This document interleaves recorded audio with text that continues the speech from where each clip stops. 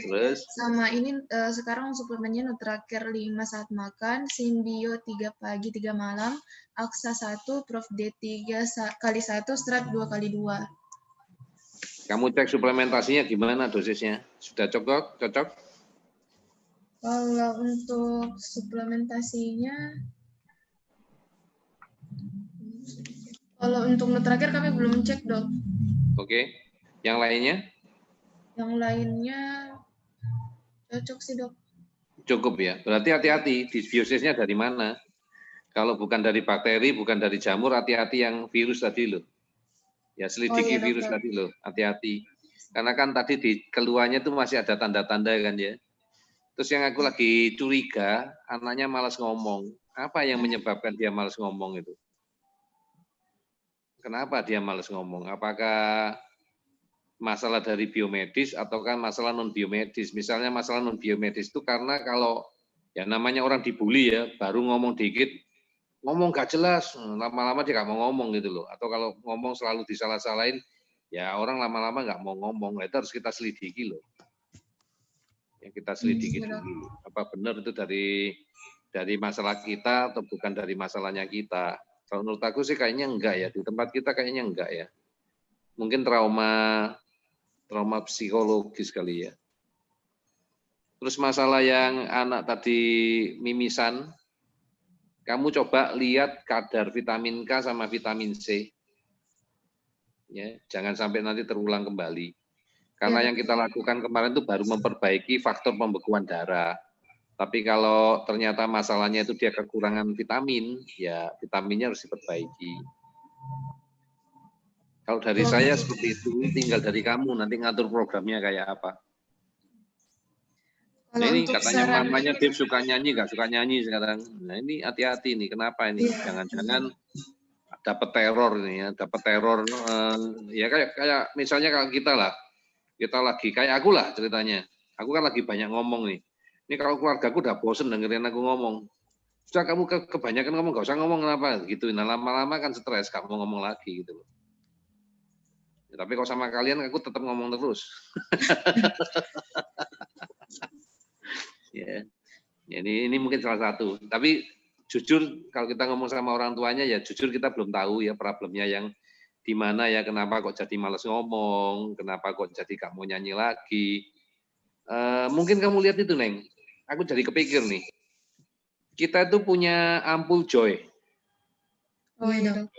Coba dilihat, apakah dia ada masalah dengan ampul itu tadi atau emotion tadi. Kalau ternyata dia punya problem emotion tadi, coba diperbaiki emosinya pakai ampul tadi, biar dia lebih gembira lagi. Iya, dokter. Kalau selaputnya tipis kita tahu, Bu, memang orang-orang alergi itu tukang bersin-bersin, tukang hidung mampet itu gampang mimisan. Oke. Lanjutkan, Neng. Sama ini sih dokter, sempat kami terapi untuk alergi makanannya dok. Yang saya mau tanyakan, alergi makanan bisa jadi pemicu itu enggak sih dok? Yang malas ngobrol, bicara? Aku belum pernah ketemu kasus yang kayak gitu secara langsung ya. Mungkin jawabanku bisa, tapi aku enggak tahu. Iya, Coba kamu iseng, aku ngomongnya iseng ya, kan kita nggak pernah lakukan. Kamu iseng coba. Kamu lakukan dengan analisa tensor. Benar nggak itu penyebabnya dari alergi makanan? Kalau seandainya iya, coba kamu fokus di 7 ampul. Kira-kira dari ampul yang mana yang bisa menyelesaikan masalah tadi? Kalau bukan, ya sudah.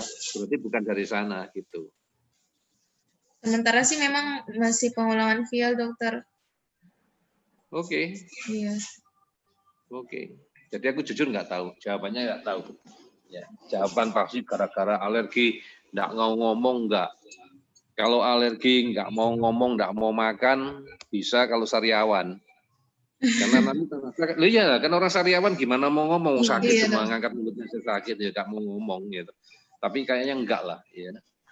Ini kalau bukan karena itu. Tadi analisa tensor, saya coba analisa tensor dok, yang tadi dokter bilang penyebab dia malas ngomong. Kalau saya cek itu karena di luar alergi dok, berarti bukan alergi penyebabnya. Coba cek masalah itu, gangguan psikologis, mental. Apakah karena gangguan psikologis atau mental? Ini orang tua sambil ngelirik kamu caranya analisa tensor tapi tidak kelihatan. Ya, cuman kelihatan mukamu separuh jadi nggak kelihatan. Tapi sedang dikerjakan ya analisa tensornya sama Dispa ya, Bapak Ibu ya. Sedang dikerjakan. Iya dok, karena psikologis. Nah, oke. Jadi ini memang karena psikologis benar dugaan saya. Mungkin ngomong atau apa sudah sama orang lain belum apa-apa jadi traumakan dulu ya. Jadi dia jadi malas ngomong ya. Ngomong gak jelas, banyak ngomong ya, lama-lama gak mau ngomong anaknya nih. Nyanyi suaranya sumbang, nyanyi terus. Ya, kecuali Dokter Ali ya, sudah ngomongnya banyak, orang gak mau dengerin tetap ngomong ya. Nyanyi suaranya sumbang tetap nyanyi ya, kan yang penting cuek. Ya, Ini kalau ada mandinya ngomong ini ke orang liburan nantinya. Oke lah ya, kita terima. Oke. Apalagi Neng? Ini dok, kalau kata mamanya tuh dokter, sepupu-sepupunya juga sering mimisan. Pernah periksa di dokter THT, katanya selaput hidung agak tipis. Iya, sudah ngomong itu tadi. Memang gitu ya, karena orang sering bersin, sering apa ya, sering mimisan iyalah. Orang alergi seperti itu iya. Nggak ada masalah. Nanti tinggal ngomong sama mamanya, tolong tuh sepupu-sepupunya diteskan Asira dulu, nanti biar jadi pasien kita juga. Ya denger kok mamanya ya. Oke. Oke. Ada lagi? Masukan yang lain untuk Dave? Saya rasa kita bantunya ya di sisi kita dulu deh ya. Kita perbaiki di sisi kita. Kamu lakukan prioritas terapi sesuai dengan protokol kita aja. Baik dokter. Kalau Lanjut, untuk program bicara itu enggak ya dokter? Program bicara yang mana maksudmu? Yang TMJ itu dok. Memang butuh enggak anaknya? Soal artikulasi. Nah, butuh enggak? Kalau kamu cek di analisa tensor dia butuh dan itu merupakan prioritas terapi, kerjakan. Kalau belum jangan dipaksa. Kalau dipaksa ya percuma. Mau kamu sampai jelek, kok anaknya sekarang mau artikulasi, mau gimana caranya ngecek artikulasi, mau ngomong aja males. Ayo tahu juga gimana. Nah kan kita harus masuk akal tuh, kerjaan kita harus masuk akal gitu loh. Iya dok. Dispa sudah cek katanya fokus alergi dok. Masih alergi. Oke, fokus alergi lah, kita beresnya alergi dulu. Iya dokter. Cukup dok untuk Dev. Oke. Sekarang ini slide terakhir dokter Gibran. Oke, kita selesaikan Gibran. Gibran ini umur 4 tahun 4 bulan. Keluhannya verbal masih sebatas papa, mami. Kalau mau sesuatu semua orang dipanggil papa atau mami sambil tarik tangan dan menunjuk yang dia mau. Tantrum hanya saat belajar dokter. Oke, good. Kayak saya ini berarti. Iya, Gibran lebih suka makan buah-buahan yang teksturnya lembut seperti pepaya gitu dok. Terus BAB sekarang sudah mulai 2 hari sekali, dulu kayak 5 hari sekali. Terus masih suka teriak, ketawa sendiri dan lompat di tempat tidur. Yes, jawabannya jelas ya, anak-anakmu itu lagi gangguan kebun binatang semua nih kayaknya nih. Oke, terus Gibran perkembangannya sudah semakin lancar pakai baju dan celana sendiri, padahal di terapi belum masuk program pakai baju dan celana sendiri. Sudah bisa main petak umpet dengan kakaknya, sudah paham beberapa perintah tanpa ditunjuk objeknya, sudah mau sikat gigi sendiri walaupun masih gigi depannya saja yang disikat. Terus dari segi pembelajaran Gibran paham dengan apa yang diajarkan walaupun fokusnya masih pendek. Sudah tidak menangis saat cukur rambut dok. Dulu sering nangis. Terus biasanya Gibran jika ada keinginan yang tidak terpenuhi, sudah bisa dialihkan dengan hal lain agar tidak terfokus dengan keinginannya. Suplemennya sekarang Sinbio 2 pagi 3 malam, Biosurat 1 pagi, Aksa 1 pagi, Nutraker 6 saat makan besar, 3-4 ngemil, vitamin D, soft gel 1 pagi. Tapi saat ini kata mamanya soft gelnya habis dok, dan mau beralih ke Prof D-nya. Tadi kami sudah tensor. Untuk Prof D-nya itu butuh 4x1 dok.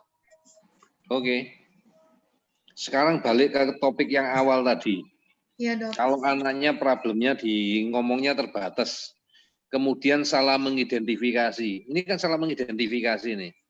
Coba nanti kamu lihat di autism kit-nya, yang kena yang bagian mana ini? Menarik kan? Nah, 2 minggu lagi kita ajarin orang tua. Ya, ini bisa-bisa osipital kena ini. Iya dokter, osipital Sama sama Ya, temporal. Nah ya, osipital kalau temporal pasti ngomong. Iya. Kalau osipital dia tidak bisa mengenali orang. Nah, terus kalau lihat angkanya perilakunya 6, wah, kamu tinggal beresin sedikit lagi. Mungkin mainkan di sosialisasi dulu. Coba dicek dopamin, asetilkolin, norepinefrin, oksitosin. Cek di situ. Kalau di situ butuh bereskan itu dulu, sosialisasi turun, sensori turun, perilaku turun. Buka blog. Mantap ini. Langsung anak ini beres. Tapi ingat, PR-mu masih punya satu problem, dua problem. Nomor satu, anak ini masih alergi makanan, ya karena makanannya masih mele-mele. Yang kedua, anak ini punya problem sepertinya dari cerita yang keluhan tadi, ini dysbiosis. Iya, dok. Coba nanti kamu cek dengan analisa tensor. Ini gampang nih, cocok ini. Ayo apalagi, seneng aku. Kalau lihat PR-PR yang gampang-gampang, ya ini memang biasanya tidak kamu laporkan. Aku jangan jadi pamer kayak aku jadi orang pinter gini. Iya dokter.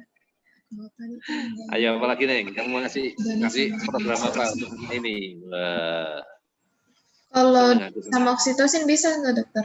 Yang mau itu dopamin, asetilkolin sama oksitosin, dok.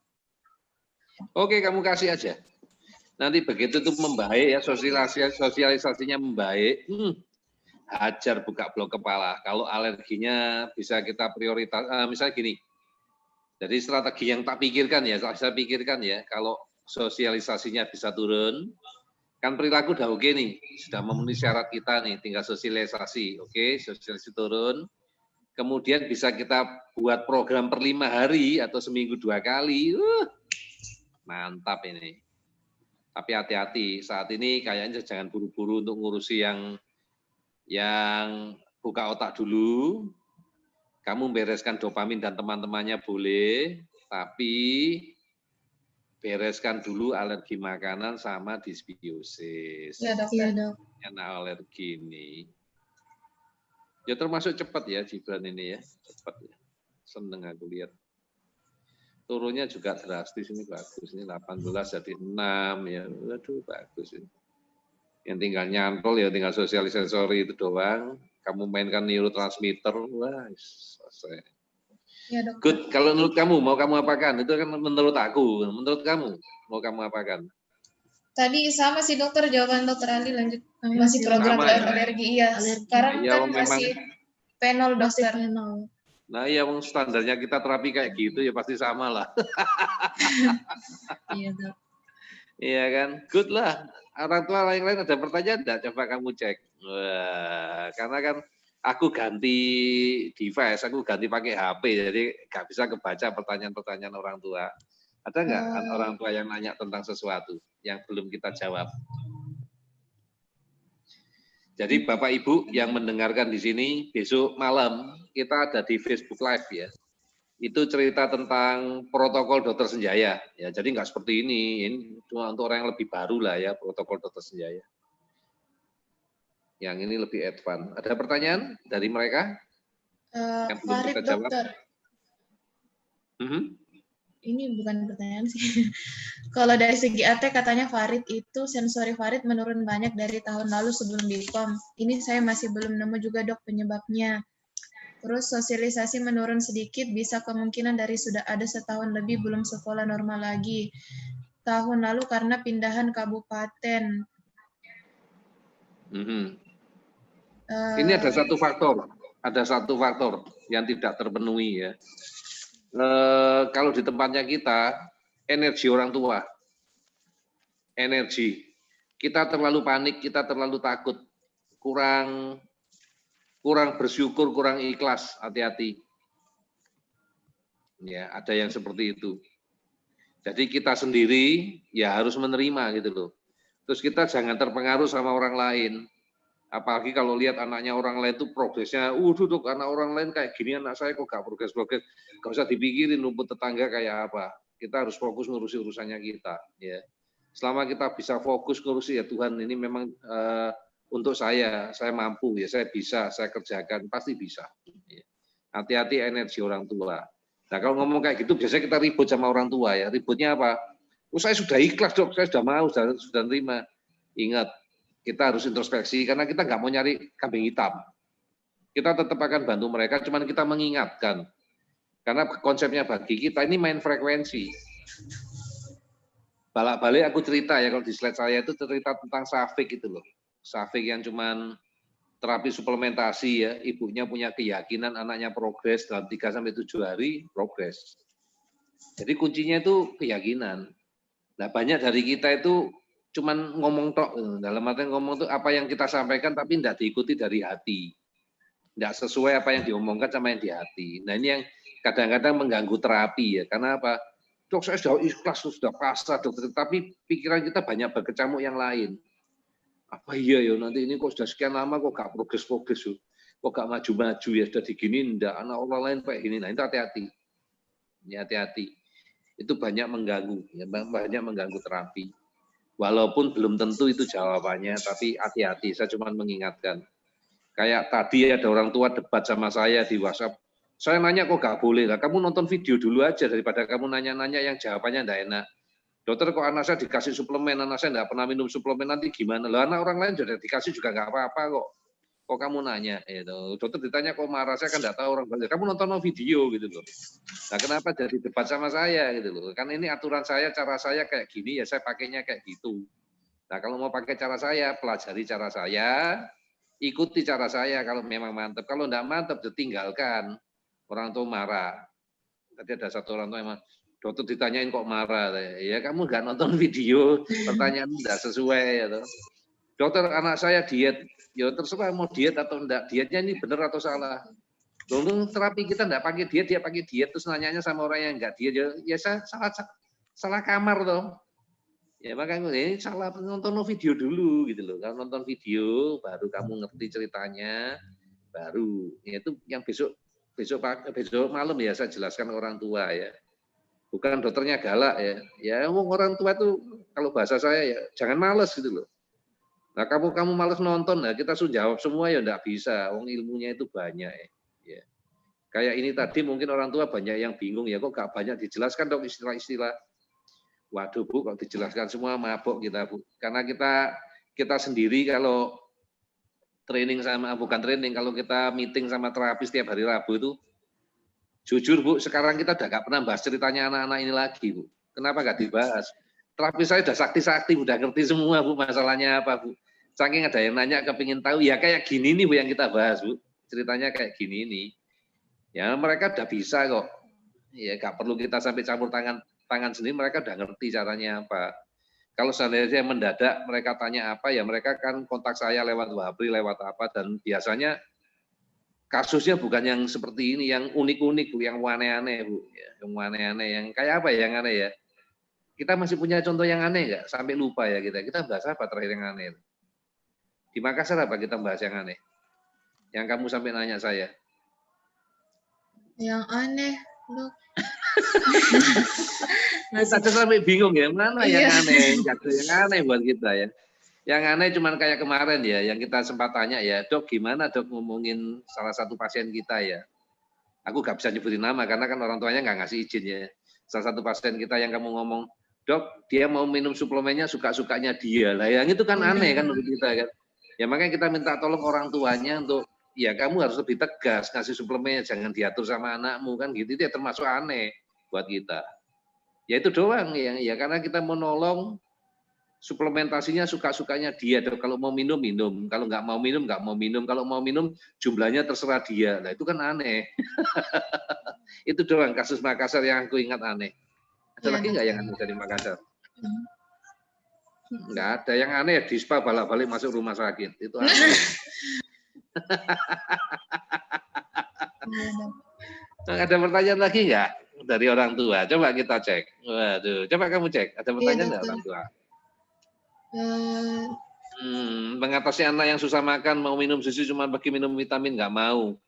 Ya pertanyaannya dilihat masalahnya apa. Ya, kenapa anak nggak mau makan? Apakah anak alergi makanan? Karena kalau setiap makan sakit bisa jadi. Apakah ada gangguan? Misalnya kalau gangguan paling sering itu gangguan gigi ya. Kalau giginya lubang, setiap makan kesumbet sakit, ya dia nggak mau makan. Apakah anak sariawan? Ya banyak. Apakah anak makanan tertentu jadi mual atau muntah? Bisa. Jadi tidak semudah itu ya Bapak Ibu yang bacanya ya. Atau kalau dia nggak pernah ngunyah, yang dimakan ukurannya besar-besar, ya otomatis dia juga nggak mau. Maunya cuma minum. Minum suplemen nggak mau dok, ya jelas nggak mau karena apa? Rasanya orang enak. Ya. Suplemen kan rasanya nggak enak. Saya rasa sudah cukup ya waktu kita ya. Iya, Terima dokter. kasih ya teman-teman dari Makassar, teman-teman dari seluruh Indonesia Raya sudah menemani saya. Terima kasih banyak. Bapak Ibu, terima kasih sudah menemani saya.